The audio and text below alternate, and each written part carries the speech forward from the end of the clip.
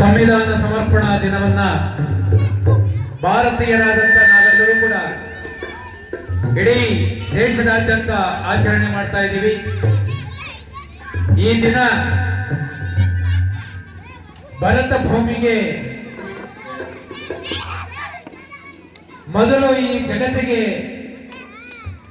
ಬುದ್ಧ ಬೆಳಕನ್ನು ಕೊಟ್ಟರು.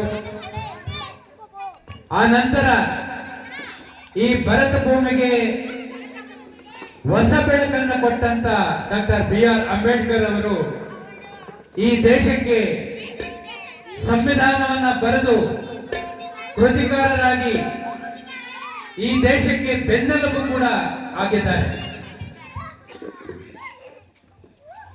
ಹಾಗಾಗಿ ನಮ್ಮ ದೇಶಕ್ಕೆ ಒಂದು ಸಂವಿಧಾನ ಕೊಟ್ಟು ಸಮಗ್ರ ಅಭಿವೃದ್ಧಿಗೆ ದಾರಿಯನ್ನು ತೋರಿದಂತ ಒಂದು ಚೌಕಟ್ಟನ್ನು ಕೊಟ್ಟಂತ ಈ ದೇಶಕ್ಕೆ ಒಂದು ಸಮಗ್ರವಾದಂತ ನಡಿಗೆಯನ್ನು ಕೊಟ್ಟಂತ ಡಾಕ್ಟರ್ BR ಅಂಬೇಡ್ಕರ್ ಅವರನ್ನ ನಾವು ನೆನೆಯಲೇಬೇಕಾಗಿದೆ.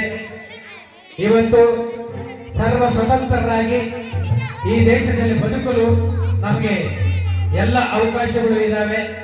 ಈ ಅವಕಾಶವನ್ನ ನಮಗೆ ಸಂವಿಧಾನ ಒದಗಿಸಿಕೊಟ್ಟಿದೆ.